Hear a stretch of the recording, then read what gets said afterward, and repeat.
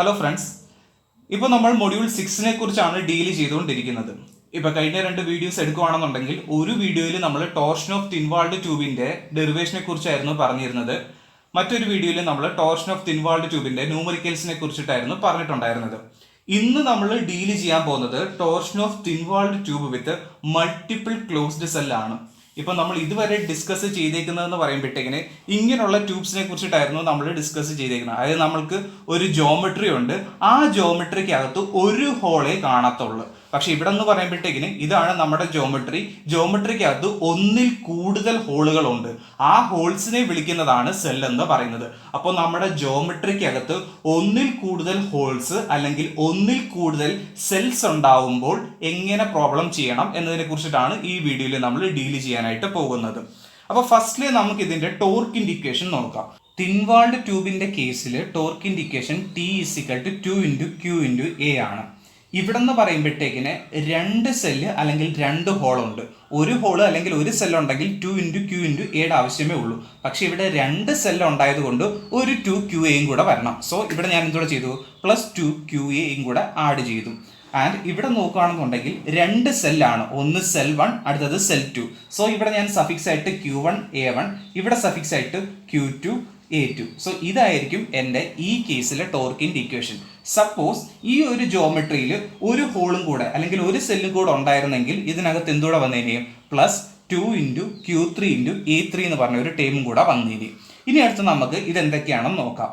A1 എന്ന് പറയുമ്പോൾ നമ്മളിപ്പോൾ സെൽ 1 എടുക്കുകയാണെന്നുണ്ടെങ്കിൽ ആ സെൽ 1ന്റെ വാളാണ് ഈ കാണിച്ചിരിക്കുന്നത്. ഇത് ഹോളാണ്, ഇതെന്ന് പറയുമ്പോൾ ആ സെൽ 1ന്റെ എന്താണ്, വാളാണ് കാണിച്ചിരിക്കുന്നത്.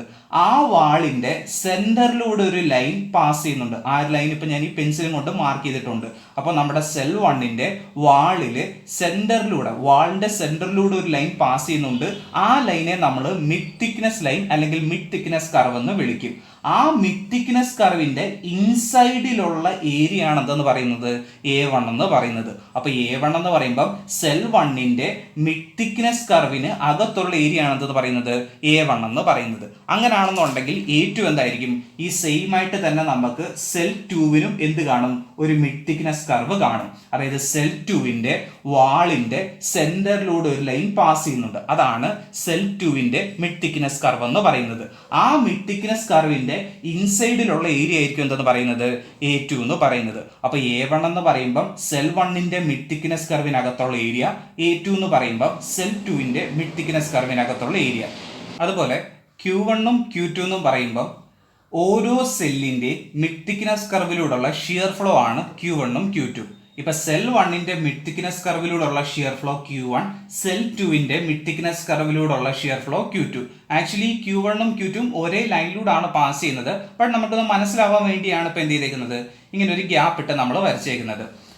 ഇനി നമ്മളിപ്പോൾ ചെയ്യാൻ പോകുന്നത്, നമുക്കിപ്പം ടോർക്ക് ഇൻഡിക്കേഷൻ കിട്ടി. അടുത്തായിട്ട് നമ്മൾക്ക് angle of twist per unit length theta indication വേണം. തീറ്റ നമ്മൾ പറഞ്ഞിട്ടുണ്ടായിരുന്നു Q/2AG into cyclic integral DS/T. ഇതാണ് നമ്മുടെ തീറ്റയുടെ ജനറൽ ഇക്വേഷൻ. ഇവിടെ ഒരു സെല്ലേ ഉണ്ടായിരുന്നുണ്ടെങ്കിൽ ഈ ഇക്വേഷൻ നമുക്ക് അപ്ലൈ ചെയ്യായിരുന്നു. ബട്ട് ഇവിടെ ഇപ്പം 2 സെല്ലല്ലേ, അപ്പോൾ 2 സെല്ലാവുമ്പം നമ്മുടെ തീറ്റ ഇൻഡിക്കേഷൻ പറയുമ്പോൾ ഫസ്റ്റ് സെല്ലിന്റെ തീറ്റ പ്ലസ് സെക്കൻഡ് സെല്ലിന്റെ തീറ്റയാണ്. ഇനി നമുക്ക് ആ ഫസ്റ്റ് സെല്ലിന്റെ തീറ്റ എന്താണെന്ന് നോക്കാം. തീറ്റയെ കണ്ടുപിടിക്കാനായിട്ട് ഞാനിപ്പം ഇവിടെ ഫസ്റ്റ് സെല്ലിന്റെ അവിടെ ഞാനൊരു നെയിം ചെയ്യാൻ പോവാണ്. ഇവിടെ എന്ന് പറയുമ്പം ABCD ഇങ്ങനെ ഞാൻ നെയിം ചെയ്തു. സോ θ1 എന്ന് പറയുമ്പം ആക്ച്വലി എന്താണ്, ഈ ABCDA അതിന്റെ തീറ്റയല്ലേ θ1 എന്ന് പറയുമ്പം. അതായത് സെൽ 1ന്റെ തീറ്റയാണ് നമ്മളിപ്പോൾ θ1 എന്ന് റെപ്രസെന്റ് ചെയ്തേക്കുന്നത്. ആ സെൽ 1നെ ഞാൻ ഒരു പുതിയ പേരും കൊണ്ട് റെപ്രസെന്റ് ചെയ്തേക്കാണ് ABCDA. സോ നമുക്ക് അവിടുത്തെ തീറ്റയൊന്ന് നോക്കാം.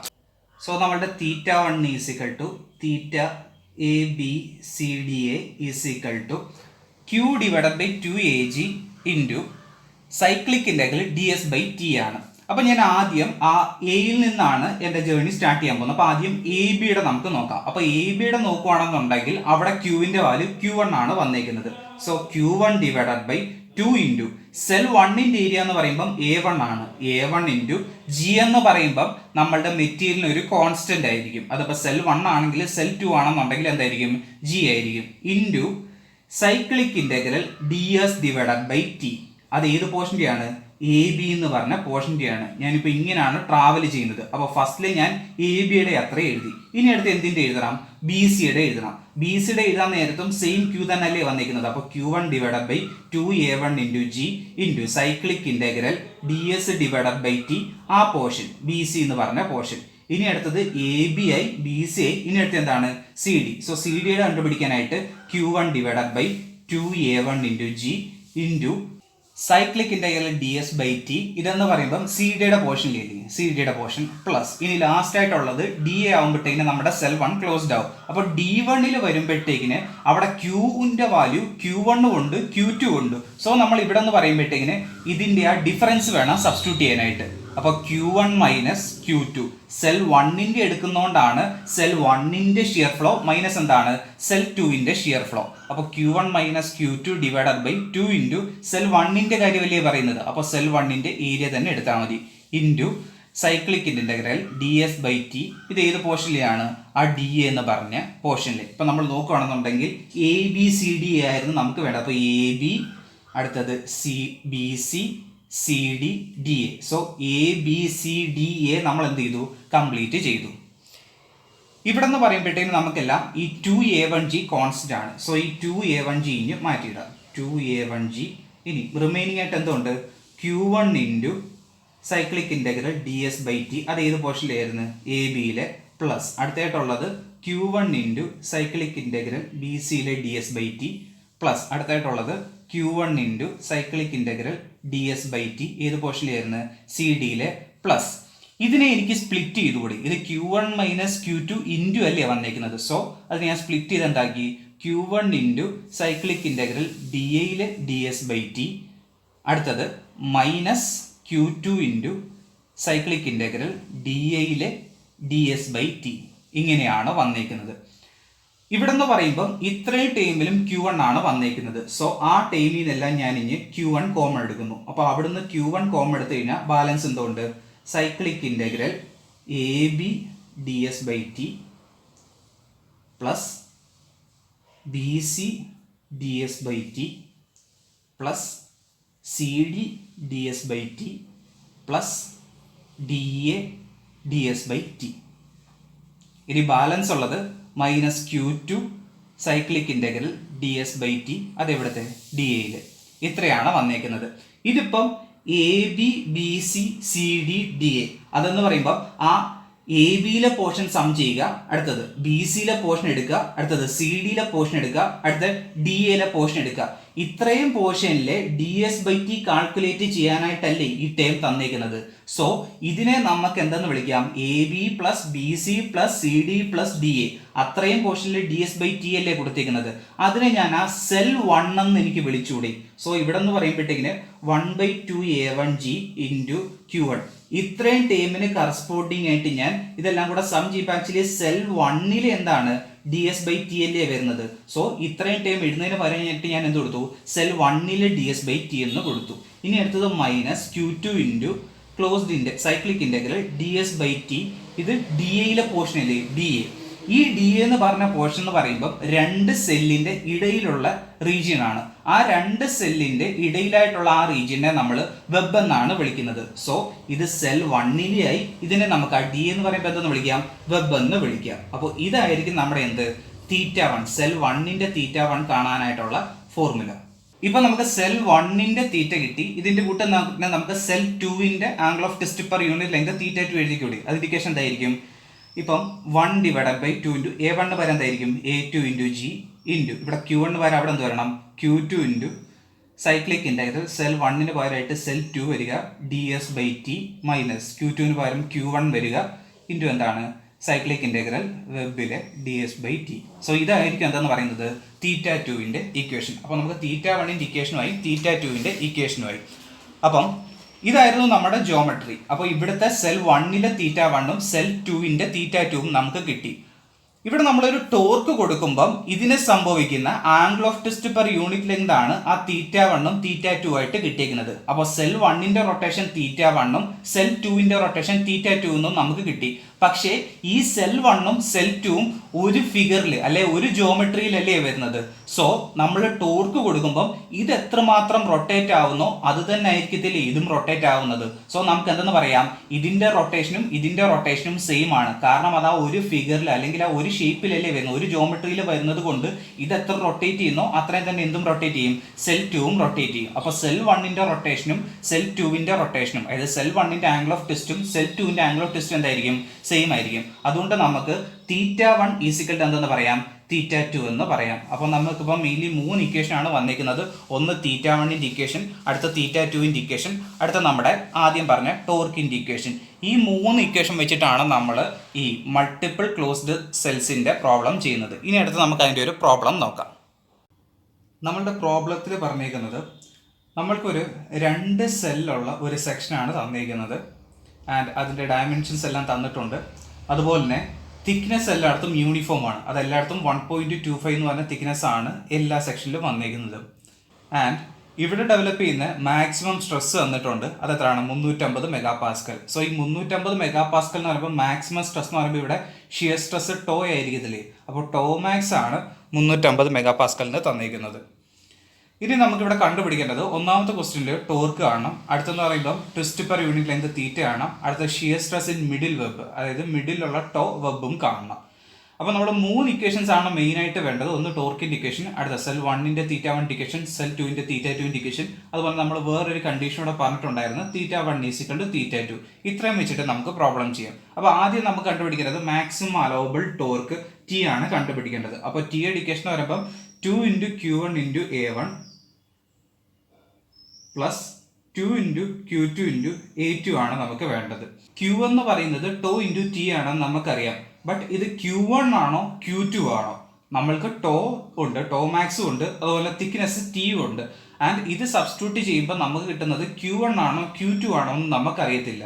സോ അത് കണ്ടുപിടിക്കാനായിട്ട് θ1ഉം θ2ഉം കൂടെ സോൾവ് ചെയ്യുമ്പോഴേ നമ്മൾക്ക് Q1ഉം Q2ഉം തമ്മിലുള്ള റിലേഷൻ, അല്ലെ Q1 ആണോ ഇവിടെ Q2 ആണോ സബ്സ്റ്റിറ്റ്യൂട്ട് ചെയ്യേണ്ടതെന്ന് നമുക്ക് മനസ്സിലാവാൻ പറ്റത്തുള്ളൂ. അപ്പോൾ നമ്മൾ ചെയ്യേണ്ടതെന്ന് പറയുമ്പോൾ ബാക്കിയുള്ള പാരാമീറ്റേഴ്സ് എല്ലാം കണ്ടുപിടിക്കുക. അപ്പോൾ ഇനിയുള്ളതെന്ന് പറയുമ്പോൾ A1 അല്ലേ ഉള്ളത്.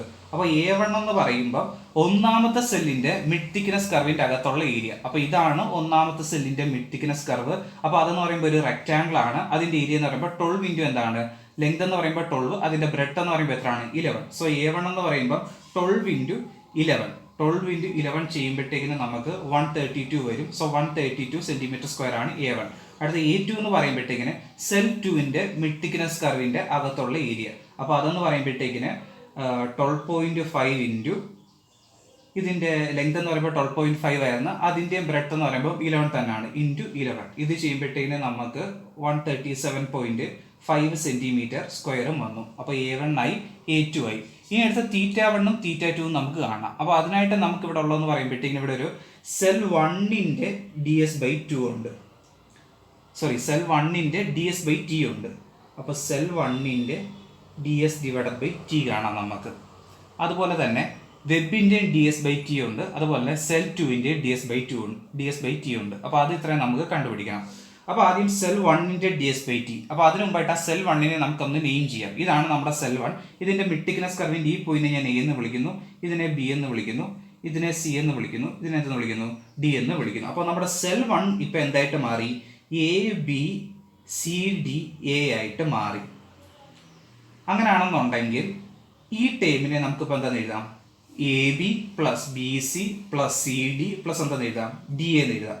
സോ AB പ്ലസ് അടുത്തതായിട്ട് BC പ്ലസ് അടുത്തതായിട്ട് CD പ്ലസ് അടുത്തതായിട്ട് DA. ഇതെല്ലാം കൂടെ സം ചെയ്യുമ്പം ABCDA നമ്മുടെ സെൽ 1 തന്നെ വരുന്നുണ്ട്. അപ്പോൾ ABയിലെ ds/t, അടുത്ത BCയിലെ ds/t, അടുത്ത CDയിലെ ds/t, അടുത്ത DAയിലെ ds/t.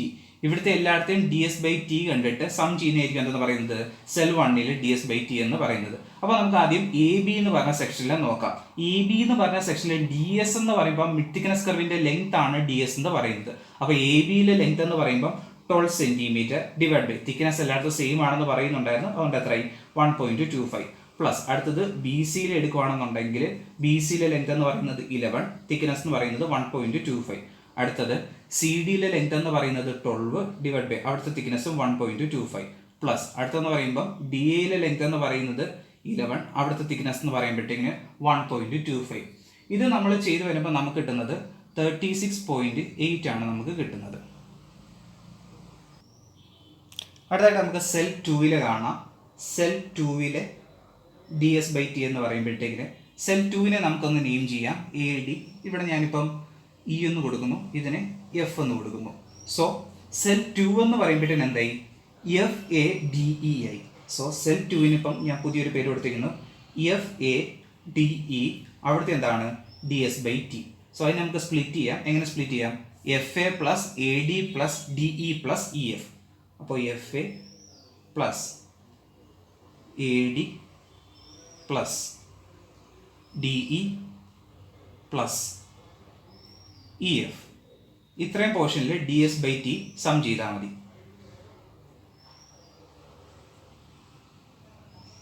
സോ ആദ്യം FAയിലെ DS/T എന്ന് പറയുമ്പോൾ FAയിലെ ലെങ്ത് ഡിവൈഡ് ബൈ FAയിലെ തിക്നെസ്. FAയിലെ ലെങ്ത് എന്ന് പറയുമ്പോൾ 12.5, അവിടുത്തെ തിക്നെസ് എന്ന് പറയുമ്പോഴത്തേക്കിന് 1.25 പ്ലസ് അടുത്ത എന്താണ് വരുന്നത്? AD. ADയിലെ ലെങ്ത് എന്ന് പറയുമ്പോഴത്തേക്കിന് 11, അവിടുത്തെ തിക്നെസ് എന്ന് പറയുമ്പോഴത്തേക്കിന് 1.25 പ്ലസ് അടുത്തായിട്ടുള്ളത് DE. DEയിലെ ലെങ്ത് എന്ന് പറയുമ്പോഴത്തേക്കിന് 12.5, അവിടുത്തെ തിക്നെസ് എന്ന് പറയുമ്പോഴത്തേക്കിന് 1.25 പ്ലസ് അടുത്തായിട്ടുള്ളത് EF.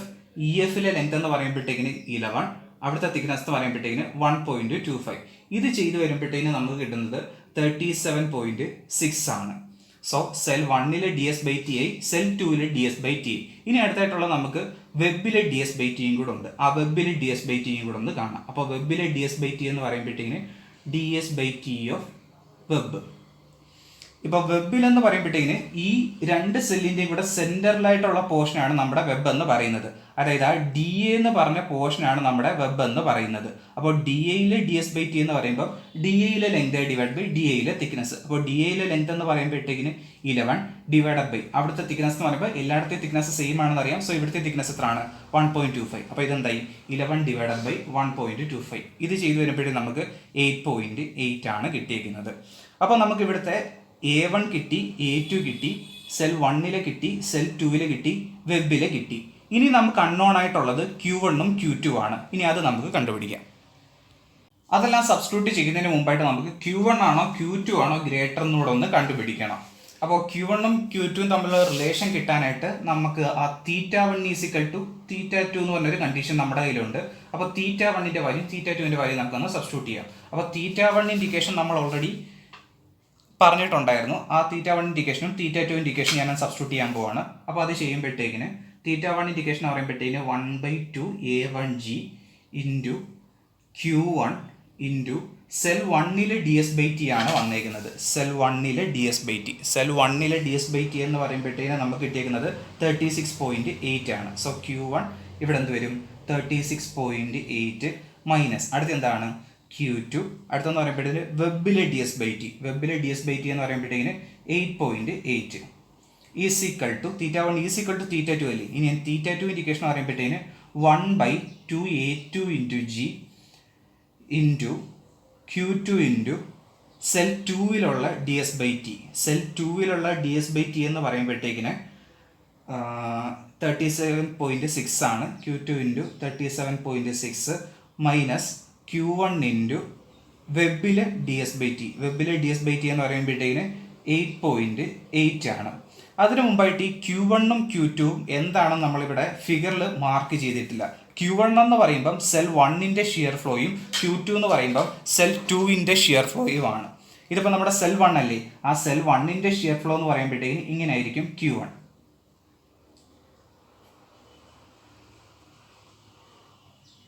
ഇനി അടുത്തത് Q2 എന്ന് പറയുമ്പം സെൽ 2ൻ്റെ ഷിയർ ഫ്ലോ ഇല്ലേ.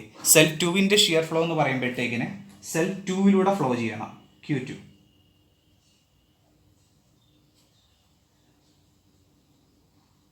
ഇങ്ങനെ ആയിരിക്കും നമ്മുടെ ഷിയർ ഫ്ലോ വന്നേക്കുന്നത്. അപ്പോൾ ഷിയർ ഫ്ലോ എന്ന് പറയുമ്പോഴത്തേക്കും നമ്മുടെ വാൾ തിക്നെസ്സിൽ അല്ലെ വാളിലൂടെയാണ് എന്ത് ചെയ്യുന്നത്? ഷിയർ ഫ്ലോ ചെയ്യുന്നത്. അതിനെ നമ്മൾ സെൽ 1ന് Q1 എന്ന് റെപ്രസെൻറ്റ് ചെയ്തു, സെൽ 2ന് Q2 എന്ന് റെപ്രസെൻറ്റ് ചെയ്തു. ഇവിടെ നമുക്ക് 2 2ഉം ക്യാൻസലായി, ജിയും ക്യാൻസലായി.